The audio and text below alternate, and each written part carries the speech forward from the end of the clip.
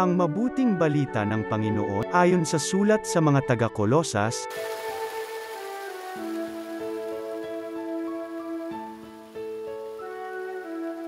mga kapatid, binuhay kayong muli, kasama ni Kristo, kaya't ang pagsumakita ninyo ay ang mga bagay na nasa langit na kinaroroonan ni Kristo na nakaupo sa kanan ng Diyos.